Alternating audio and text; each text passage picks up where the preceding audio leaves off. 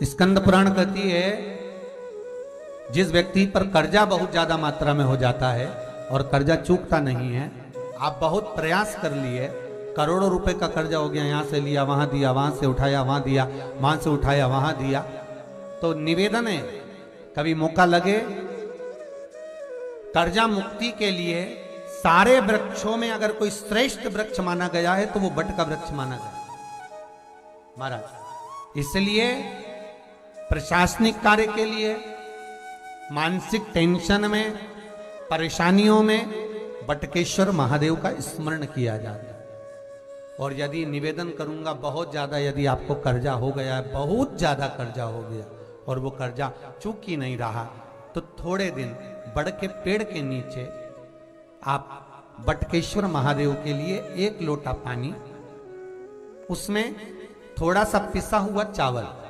चावल पीस के गला लेना चावल को और पीस लेना, पीस के उस पानी में मिला लेना और मिलाकर उसमें थोड़ी सी हल्दी पिसी हुई डालकर बटकेश्वर महादेव के नाम से बड़ के पेड़ के नीचे अपनी कामना कर कर जो कर्जा हुआ है उस कर्जे का भान देते हुए, स्मरण देते हुए छोड़ दीजिए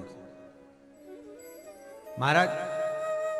2 या 3 सोमवार एक ही जगह पर करना, 3 सोमवार बाद वहीं से बड़ के पेड़ की थोड़ी सी जड़ उठा लाना और उस जड़ को एक कोई धागे में बांधकर या तो अपनी गले में डाल लो या अपनी जेब में पटक लो, उसको थोड़े दिन पटक कर रखना, लगभग 2 से 3 महीना पटक कर रखो।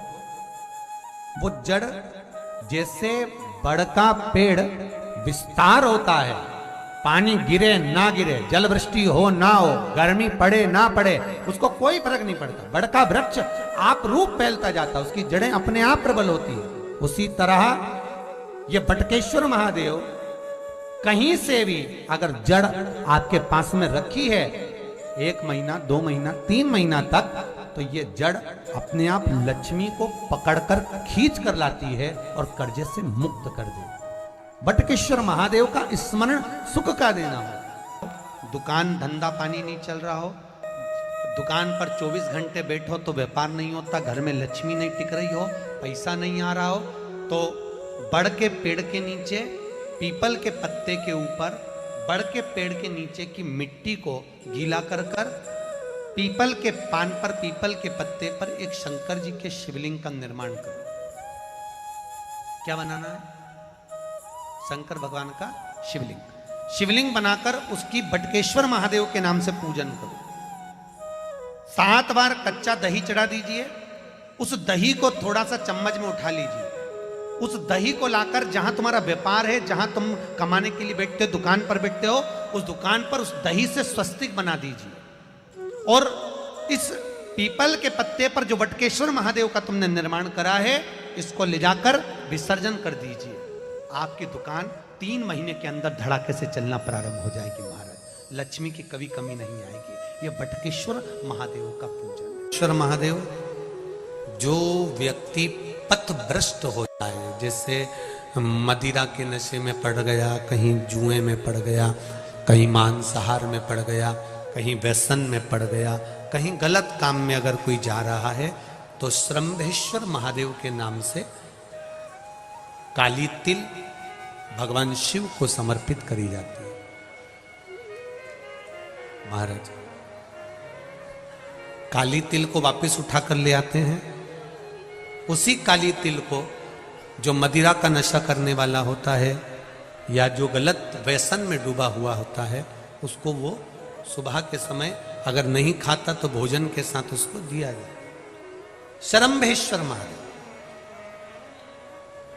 एक बेलपत्री का भी बहुत अच्छा प्रयोग है श्रंभेश्वर महादेव का।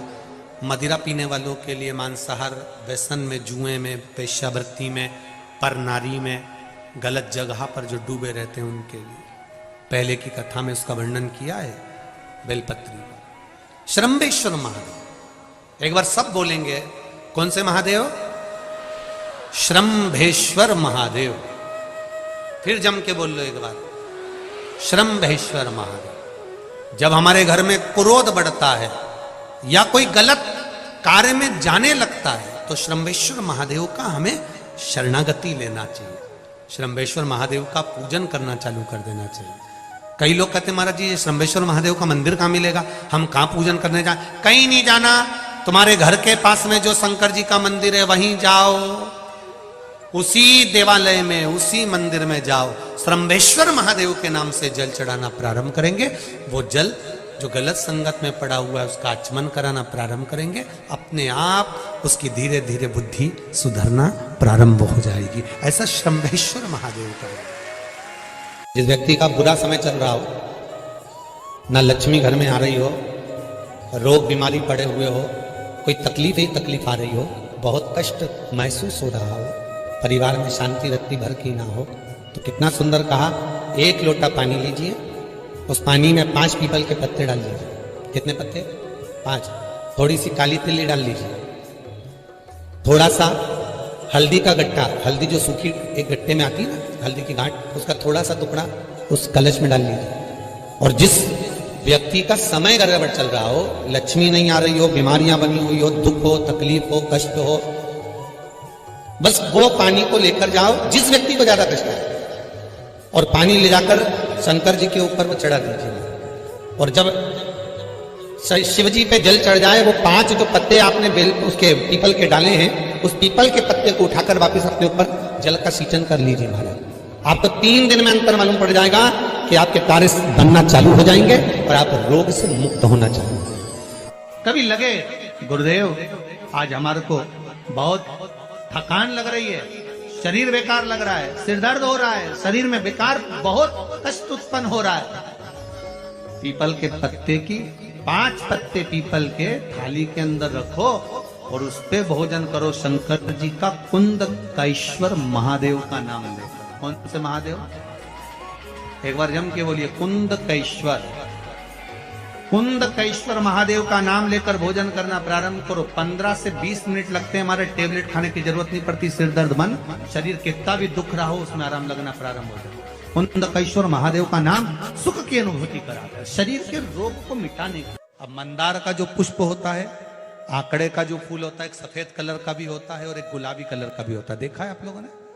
बोलो जम के बोलो, देखा है ना? गुलाबी कलर का जो पुष्प होता है वो आप मंदार का, आंकड़े का जो गुलाबी कलर का पुष्प होता है, आप टीवी पे देख रहे होंगे, एक सफेद देख रहे होंगे, एक मंदार का गुलाबी फूल, नीला कलर का फूल देख रहे होंगे। जो नीला कलर का जो पुष्प होता है, गुलाबी कलर का जो आंकड़े का फूल होता है, प्रयास करना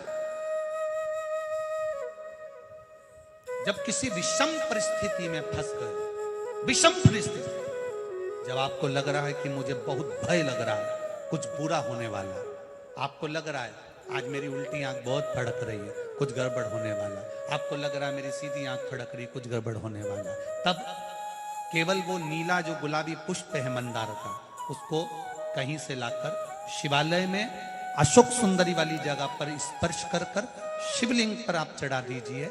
आपकी विषम परिस्थिति कैसी भी होगी वो रास्ता बनाकर बाहर निकल जाएगी, आपको फंसना नहीं, परेशान नहीं। मंदार आंकड़ा, सफेद आंकड़े का पुष्प भी भगवान शिव को समर्पित होकर विशेष जब कामना रहती है, विशेष कामना, आज आपका मन कर गया 108 चावल के दाने मेरे को शिव जी को चढ़ाना,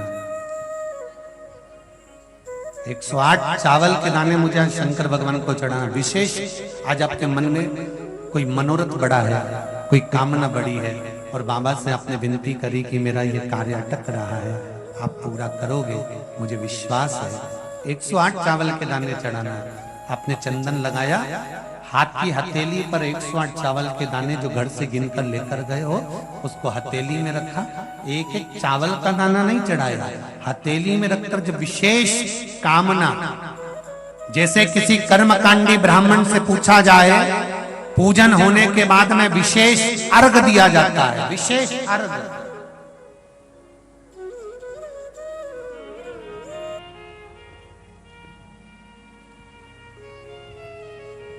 उसी तरह विशेष कामना के लिए